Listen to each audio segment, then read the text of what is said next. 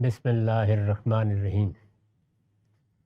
وعن ابی ہریرہ قال قال رسول اللہ صلی اللہ علیہ وسلم ما بین بیتی و ممبری روضۃ من ریاض الجنہ و ممبری علی حوضی۔ یہ بخاری اور مسلم دونوں کی روایت ہے، جہاں اس کا رقم ہے 694۔ ابو ہریرہ بیان کرتے ہیں کہ رسول اللہ صلی اللہ علیہ وسلم نے فرمایا، یہ میرے گھر اور میرے ممبر کے درمیان میں جو جگہ تم دیکھ رہے ہو، اس کو جنت کے باغوں میں سے ایک باغ بنا دیا جائے گا۔ یہ زمین جس پر ہم رہتے ہیں، قرآن مجید نے بتایا ہے کہ یہ ختم نہیں ہو جائے گی، بلکہ اس زمین کو اور اس کے ساتھ دوسرے تمام اجرام فلکی کو، بلکہ پوری کائنات کو اللہ تعالیٰ اٹھا کر ایک نئی کائنات میں تبدیل کر دیں گے۔ اس کو اسی طرح بیان فرمایا ہے، یوم تبدل الارض غیر الارض والسماوات۔ قیامت کے دن ہم زمین کو اور ان سب آسمانوں کو اور اس پوری کائنات کو، بلکہ سب کی سب کائناتوں کو اٹھائیں گے اور اٹھا کر ایک نئی کائنات میں اور ایک نئی زمین میں تبدیل کر دیں۔ یہ تبدیلی جب ہوگی تو اس کا مطلب یہ ہے کہ جو اس کا مادہ ہے، جس سے جب قوت کا ظہور ہوتا ہے تو مختلف مخلوقات وجود پذیر ہوتی چلی جاتی ہیں، وہ مادہ اپنی جگہ قائم رہے گا اور وہی اس کائنات کا مادہ بن جائے گا۔ اس میں اللہ تعالیٰ بعض جگہوں کو، بعض مقامات کو یہ شرف بھی عطا فرمائیں گے کہ جب ہر چیز درہم برہم کی جائے گی اور اس کو اٹھا کر جمع کر دیا جائے گا، جیسے فرمایا جمع الشمس والقمر، یعنی سورج اور چاند کو بھی ہم اٹھا کے جمع کر دیں گے، ایک نئی دنیا میں تبدیل کریں گے، تو اس موقع پر بعض مقامات محفوظ رکھے جائیں گے اور ان کو اس نئی دنیا کا بینی حصہ بنا دیا جائے گا۔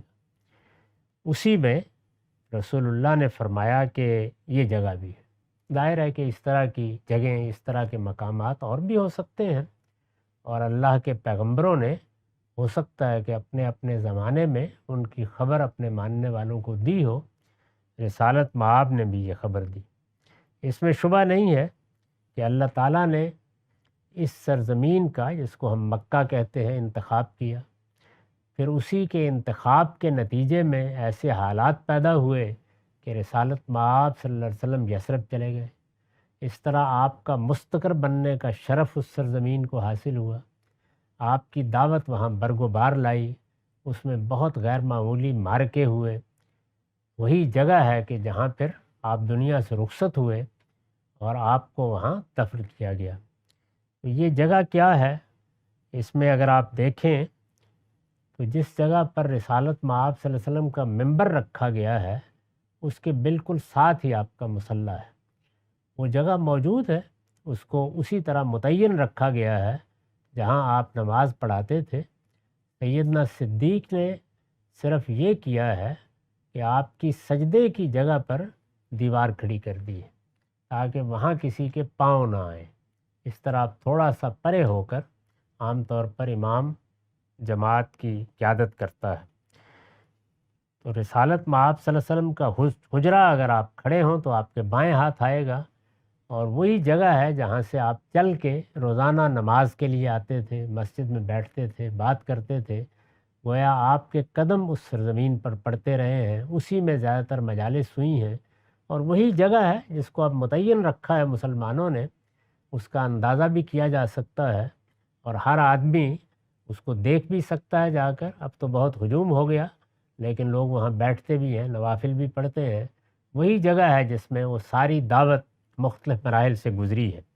تو جس جگہ کو یہ سعادت حاصل ہوئی ہو، اس میں اللہ کے پیغمبر نے خطبے دیے ہوں، اب لوگوں کے ساتھ باتیں کی ہوں، اس میں دعوت پیش کی گئی ہو، اسی میں سب مراحل اس کی زندگی کے پیش آئے ہوں، اس کے صحابہ نے وہاں بیٹھ کر دین کے بارے میں اس سے تعلیم حاصل کی ہو، وہیں نمازیں پڑھی گئی ہوں، اس سے زیادہ بابرکت، اس سے زیادہ مقدس کیا جگہ ہو سکتی ہے؟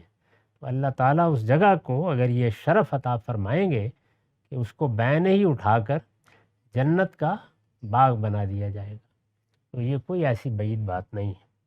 چنانچہ آپ نے فرمایا کہ میرے گھر اور میرے ممبر کے درمیان جو جگہ ہے، یہ جنت کے باغوں میں سے ایک باغ بنا دی جائے گی۔ وہ ممبری علی حوضی، اور یہ میرا ممبر جس پر میں کھڑے ہو کر خطبہ دیتا ہوں، بات کرتا ہوں، تمہاری تعلیم تربیت کا اہتمام کرتا ہوں، یہ جب میرا حوض بنایا جائے گا وہاں، تو اس پر رکھ دیا جائے گا، یعنی اس دن بھی میں اسی پر کھڑا ہو کر لوگوں سے بات کروں گا اور ان کو سیراب کروں گا۔ تو یہ آپ نے فرمایا کہ اس سرزمین کو اللہ تعالیٰ نے شرف عطا فرمایا۔ وعن ابن عمر قال کان النبی صلی اللہ علیہ وسلم یاتی مسجد قباء کل سبت ماشین و راکبہ ویصلی فیہ رکعتین۔ یہ روایت بھی بخاری مسلم دونوں میں بیان ہوئی ہے، یہاں اس کا رقم 695 ہے۔ عبداللہ بن عمر روایت کر رہے ہیں کہ رسول اللہ صلی اللہ علیہ وسلم کا معمول تھا کہ آپ ہر ہفتے مسجد قباء جایا کرتے تھے۔ مسجد قباء چند کلومیٹر کے فاصلے پر ہے۔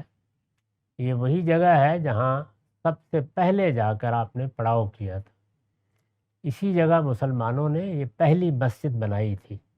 وہ جب شروع میں آئے تو اسی جگہ سے انہوں نے اپنی دعوت کی ابتدا کی تھی۔ یہ مسجد نبوی سے بھی پہلے بنائی گئی۔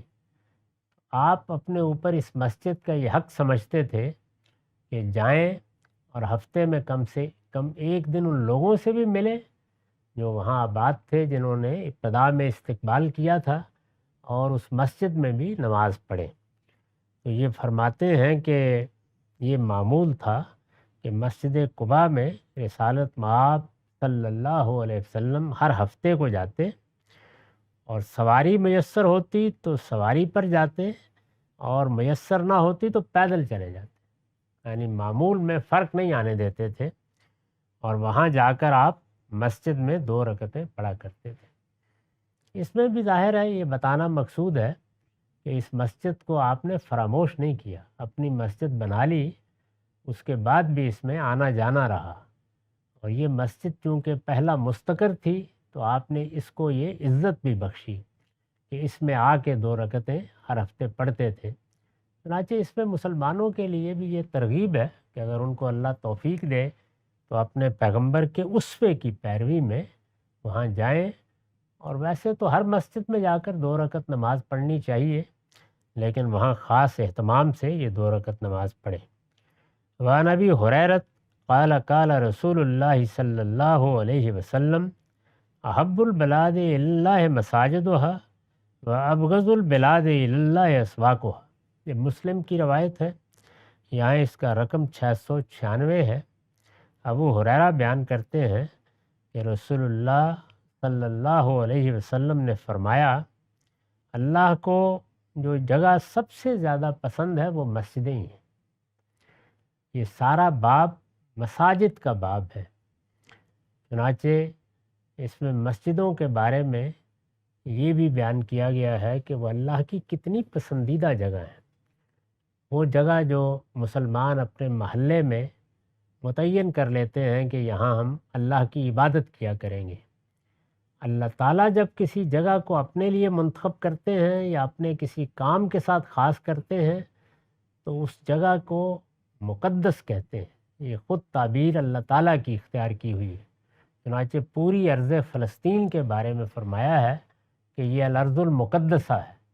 اسی طرح مسلمان جب کسی جگہ کو اللہ کی عبادت کے لیے خاص کر دیتے ہیں تو اس کو بھی ایک برکت، ایک تقدیس حاصل ہو جاتی ہے۔ تو اللہ تعالیٰ بھی اس جگہ کو پسند کرتے ہیں کہ میرے بندوں نے فلاں جگہ میری عبادت کے لیے خاص کر لی ہے۔ اور فرمایا کہ جو جگہیں بہت ناپسند ہوتی ہیں وہ بازار ہیں۔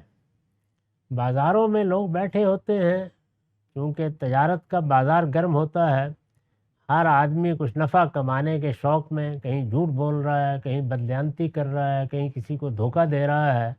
اسی طرح بعض لوگ بازار میں بیٹھ کر یہ فکرہ اچھال دیا، یہ فلاں کے بارے میں یہ بات کر دی، تو یہ تنوع فرمایا، یعنی یہ چاہا ہے کہ لوگوں کو تنبیہ ہو کہ وہ مسجدوں کو بھی مسجد سمجھیں اور بازاروں کو بھی زیادہ سے زیادہ پاکیزہ بنانے کی کوشش کریں، کیونکہ اللہ تعالیٰ کے ہاں پسندیدگی اور ناپسندیدگی کا مطلب یہ نہیں ہے کہ کسی جگہ کو کوئی خصوصیت حاصل ہو گئی ہے، وہ کام کیا ہے جو وہاں کیا جا رہا ہے۔ مسجد میں اللہ کی عبادت ہوتی ہے، اللہ کی بندگی کا حق ادا کیا جاتا ہے، اللہ اسے پسند کرتے ہیں۔ بازاروں میں جب اس طرح کی حرکتیں کی جاتی ہیں تو اللہ اس کو ناپسند کرتے ہیں۔ مقصد یہ ہے کہ اپنے آپ کو ہر جگہ پاکیزہ بناؤ، اس لیے کہ پاکیزگی ہی جنت کی ضمانت ہے۔ وآخر دعوانا الحمدللہ رب العالمین۔